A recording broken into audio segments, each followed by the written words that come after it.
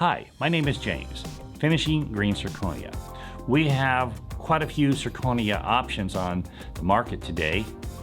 The way I finish zirconia in the green state is pretty much the same for all different brands, whether it be an Ivoclar brand or a CEREC Sirona brand or the Katana or any other brand that's hitting the market right now. It's pretty much the same. The only difference is when I get to the final finishing of that green zirconia. So if I'm not going to infiltrate, I'm going to take it up to a pretty high sheen. And we have the kit to do that. It's called the JK04. It's a finishing kit for zirconia by Meisinger. I love this kit.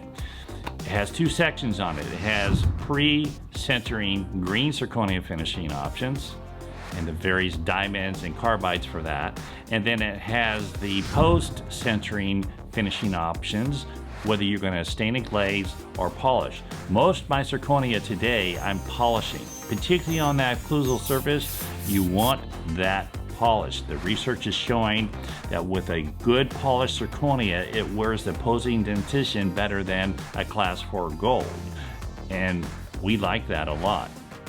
Now, the zirconia itself doesn't wear as fast as a natural posing dentition, but it doesn't prematurely wear out a opposing dentition, and it's really good to know that, but you want it polished. As soon as you put glaze on that occlusal surface, you lose that if it's in the occlusal contact zone, so just keep that in mind. So when I start my green zirconia, there's several things I want to do. I want to treat it really well. How you mill it out is real important. I don't use the accelerated mill, I use a dry mill.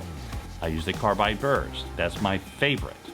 To retrieve that post-mill green zirconia restoration, don't hit it on a table to try to break those sprues. I've seen some people teaching that.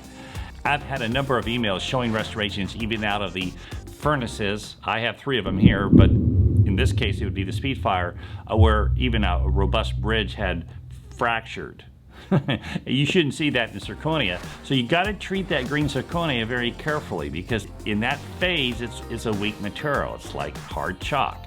So when we trim off that sprue, you want to trim it off, hold that restoration so it doesn't drop to the lab bench, because you could chip a margin, and I've done that.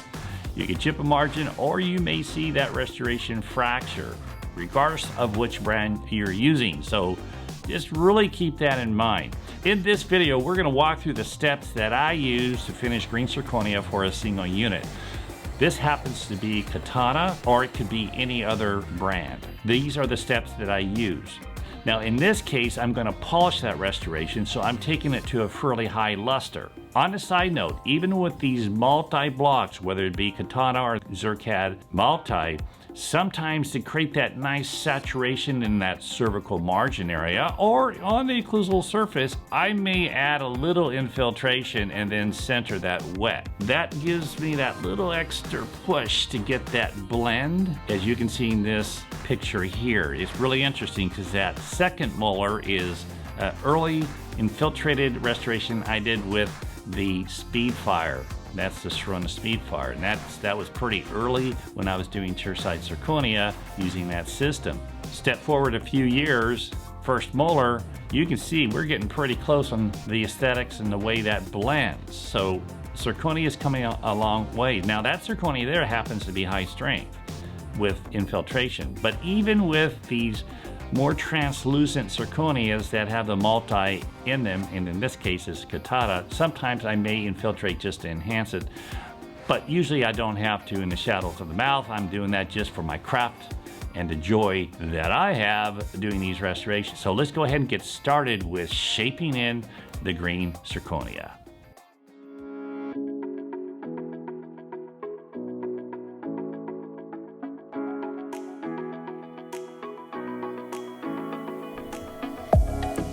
When trimming off that sprue, make sure you hold that crown. Trim the sprue off from the occlusal view. That way we don't catch a margin, which I've done. We're using the carbide flame burr. Then the carbide point burr is used to remove the remaining sprue component. We're using an RPM of around 10,000. So whether it's a diamond or a carbide burr here, when we're refining the anatomy, such as the depth of the grooves, we use a carving stroke. This is the carbide point burr. It's more of a carving stroke, low RPM. When using this burr, use more of a pull motion, and that will keep it from gouging the zirconia. On zirconia, we want to place the anatomy and surface texture before we sinter, because it is so hard to do afterwards. The external primary grooves are refined, the DLG and the buckle, particularly on the buckle on an upper molar. Remember that mesial buckle cusp on an upper molar is the third premolar in the aesthetic zone. Here we've switched over to the large sintered carving diamond. I like this diamond because it has a nice point on it. In many cases, I don't switch between all the different burrs. For the case of this video education, we are using all the different burr types just to demonstrate what can be done. Probably if I had one burr to use, it'd be the large sintered diamond. Diamonds have a tendency to carve better on green zirconia. It doesn't catch the zirconia, and it's easier to control texture. Here on the buckle, we're creating some texture, some micro texturing, and then we're going to do some pericamata. That's the burr dancing across that surface with really light force and pressure. The tip is used to refine the depths of the primary grooves. I really like this large sintered diamond. It's very effective.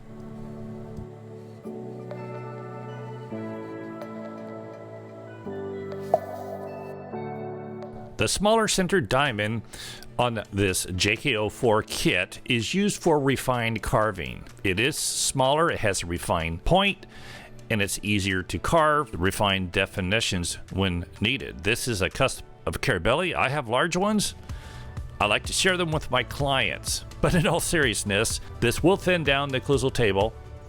Those cusp of Carabellis are there for a reason and help you to control your occlusion.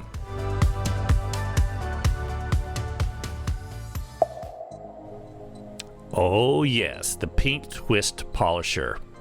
This polisher is used to neutralize the carving definition. What it does is it takes those jagged, defined areas that are accomplished with the carbide and diamonds, and it will neutralize and make them look like a transition that you would see in a natural tooth. I love this twist polisher. A light pressure polishing away from the margins is the best way to use this. We're using an RPM of around 10 to 15,000. Real light pressure.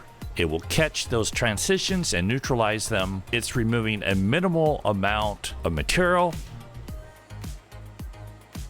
On the interproximal zone, polish cervical to that contact area. We don't want to remove that zirconia surface and have an open contact. As we work the polishing to that buccal surface, use lighter pressure on the convex areas. The high points will make a little smoother so that micro texture is less and more subtle. In concave areas, we leave a little more surface texture. You'll have to work with this as you get experience. The secret is to leave your micro surface texture in the green state because it's almost impossible to place there once it's centered. Continue working the zirconia surface until you achieve what you want. Polishing interproximal, just remember, stay below that contact point and it will work out great for you. If we infiltrate, this is the last polisher we use. Otherwise, it will marbleize that zirconia surface and the infiltration fluid will not penetrate. And there we have it. This is with the pink luster polisher. When I'm polishing and I'm not infiltration, we're going to use the beige twist polisher. This will take it to a very high luster. What's nice about this approach is when that comes out of the sintering furnace, there's minimal polishing that remains. You can see we have that nice luster effect. This is with the beige twist polisher on the Meisinger JK04 kit. This is used to refine those convex surfaces, providing a nice luster sheen before we sinter. Notice with the beige polisher, a light polish is provided on that contact zone. It will keep it safe. It won't open up that space when you seat the restoration.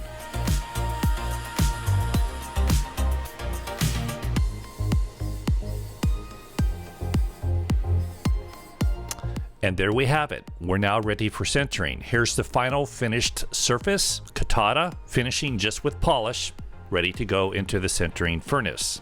Take a brush and clean out that dust on the inside of the restoration. It will create some contamination if we don't do this, and it could get in the way of seating the restoration if the dust is too thick. One thing nice about Katana and the SpeedFire by Sirona is that it's a very efficient sintering cycle, about 18 minutes.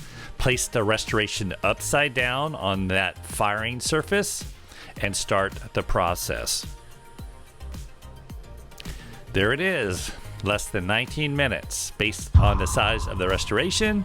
Once that's centered, it's always fun to watch that glowing restoration like a bright sun descend on that firing surface. Make sure you follow the instructions. Let that restoration cool down. It's usually around 4 minutes before you retrieve that from that firing surface. Here's the post-sintered restoration. Out of the furnace, notice the nice polish we already have achieved. Now we need to take the next step and do the finishing polishing.